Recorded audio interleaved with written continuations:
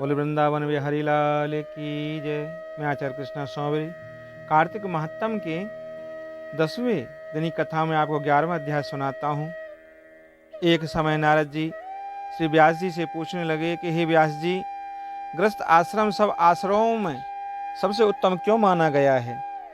तो व्यास जी ने कहा, जैसे सब नदियाँ समुद्र में आश्रय पाती हैं और सब जीव माता का आश्रय पाकर ही जीवित रहते हैं। 6 प्रकार की, पहला एक भिक्षुक, दूसरा ब्रह्मचारी, तीसरा सन्यासी, चौथा विद्यार्थी, पांचवा गुरु पूजक और छठवां यात्री तथा जीविका रहित, ये सब ग्रस्तों का ही आश्रय पाते हैं। फिर व्यास जी बोले, हे नारद, अब तुम अति पुण्य देने वाला एक पुरातन इतिहास सुनो। उत्तानपाद राजा का पुत्र उत्तम था, जो बड़ा बलवान और मदिरा पीने वाला था। उसने बहुला नाम वाली स्त्री के साथ विवाह किया और राजा रानी दोनों ही अति प्रेम के साथ रहने लगे। एक समय राजा ने वैश्या का नृत्य देखते हुए मदिरा का पान किया और रानी को भी मदिरा पान के लिए कहा, परंतु रानी ने उसका कहना नहीं माना। इस पर राजा ने क्रोधित होकर के अपने अनुचरों को आज्ञा दी कि वह रानी को किसी निर्जन वन में छोड़ आए। तत्पश्चात राजा रानी के वियोग में दुखी तो हुआ, मगर उसने दूसरा विवाह नहीं किया और प्रजा का पुत्र के समान पालन करने लगा। एक दिन एक ब्राह्मण राजा के पास आकर कहने लगा कि हे राजन, कोई मेरी स्त्री का अपहरण करके ले गया है। उसके वियोग में मैं अति दुखित हूँ, इसलिए तुम उसे ढूंढ कर लाओ।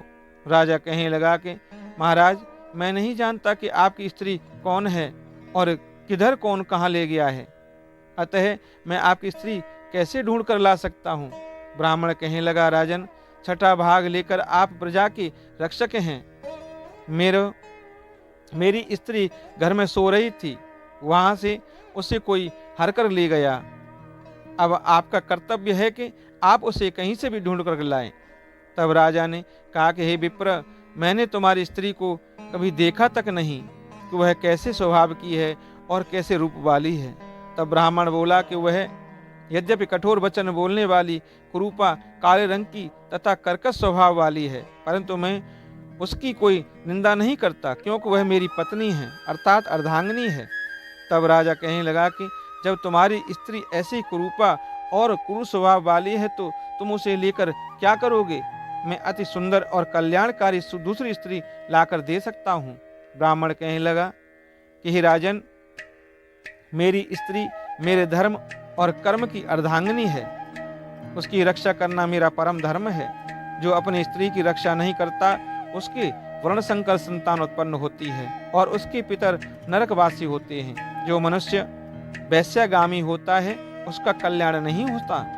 जो मनुष्य ऋतुकाल के पश्चात अपनी स्त्री से भोग नहीं करता, उसके पितर 1 मास तक उसके रुद्र में तैरते हैं।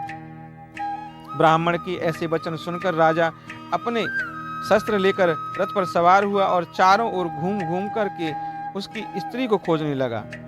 कुछ दूर जाकर उसने एक आश्रम देखा। वहां पर एक महान तेजस्वी ऋषि उषा के आश्रम में विराजमान थे। राजा को देखकर भी उस ऋषि ने राजा का कोई सत्कार आदर नहीं किया और बोला, मैं जानता हूँ कि तुम राजा उत्तानपाद के पुत्र हो, मगर तुम यहाँ किस कारण आए हो? राजा कहने लगा, हे मुनि, ब्राह्मण के घर से उसकी कोई स्त्री को हर करके ले गया है और मैं उसी की खोज में इधर आया हूँ, परंतु आपने अर्घ आदि कुछ भी नहीं दिया और न ही किसी प्रकार का सत्कार किया। इसका क्या कारण है? ऋषि ने उत्तर दिया, राजन, तुम अर्घ योग्य होते हुए भी इस समय उसके पात्र नहीं हो, क्योंकि तुमने अपनी निरपराध स्त्री को वन में त्याग दिया है।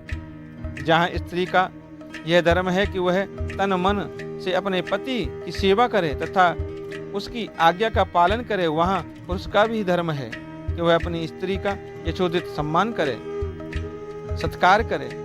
जिस घर में स्त्रियों का सम्मान मान नहीं होता, वहाँ पर देवताओं का वास नहीं होता। जहाँ स्त्रियों का अनादर होता है, वहाँ कभी सुख शांति नहीं रह सकती।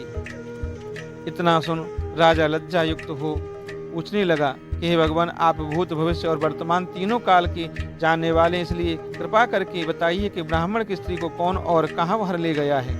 ऋषि कहने लगे कि राजन, अदिति का पुत्र बलाक नामक राक्षस उस ब्राह्मणी को उत्पला वर्व नाम वन में ले जाकर के रह रहा है। सो जाओ और उसको ढूंढकर ब्राह्मण का संयोग कराओ।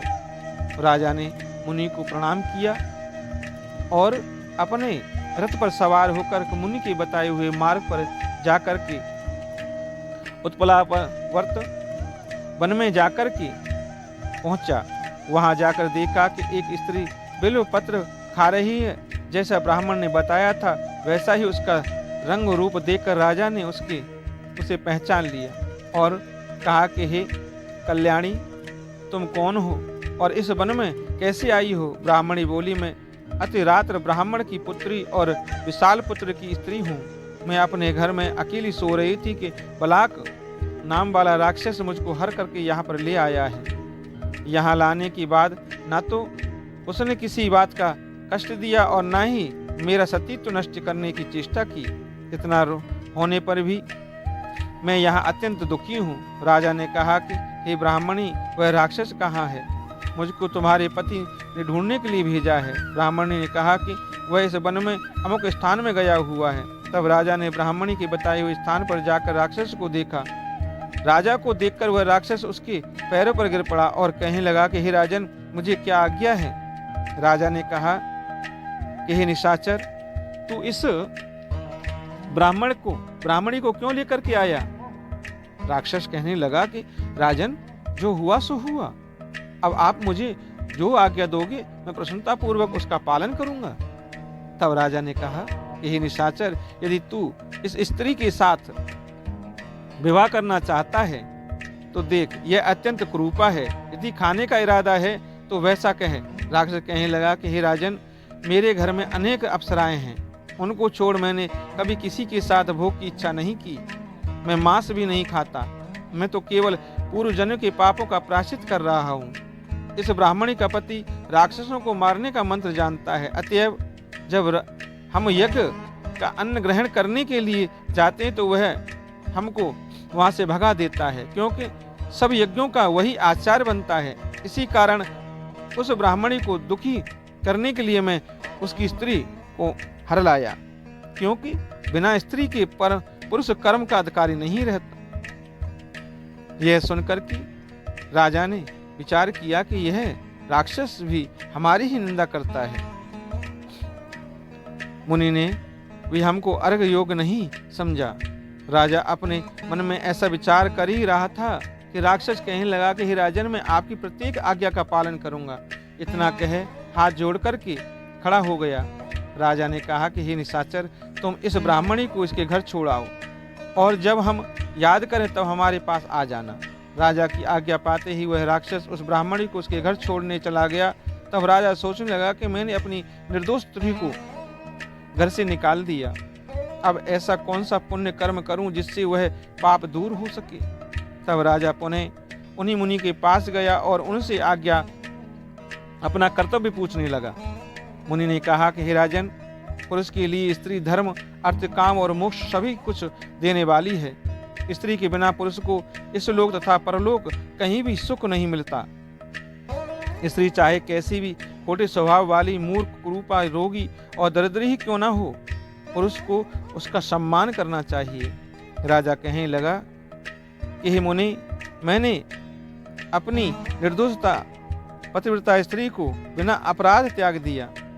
अब मैं क्या करूं?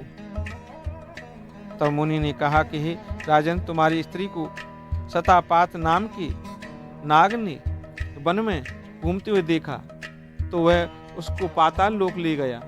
उस नाग की नंदा नाम वाली एक कन्या है, उसने अपने घर में उसको छिपा रखा है। यह सुनकर के राजा वहां से अपने घर आया और ब्राह्मण को स्त्री सहित अपने घर में देख करके बहुत प्रसन्न हुआ। तत्पश्चात राजा ने बलाक नामक राक्षस को याद किया और वह तुरंत ही राजा के पास आकर उपस्थित हो गया। बलाक को देख राजा ने उसे पाताल लोक से अपनी स्त्री को लाने का आदेश दिया। उसके बाद वह राक्षस पाताल लोक गया और वहां से राजा की स्त्री ला करके राजा को सौंप दी। तत्पश्चात राजा रानी बड़े प्रेम से रहने लगी। नारद जी कहते हैं कि हे राजा पृथु, हमने तुमको गृहस्थ आश्रम महात्म अति विस्तार सहित सुनाया है, और अब क्या सुनने की इच्छा है सो आप कहो। बोल वृंदावन बिहारी लाल की जय, आनंद कंद श्याम सुंदर लाल की जय।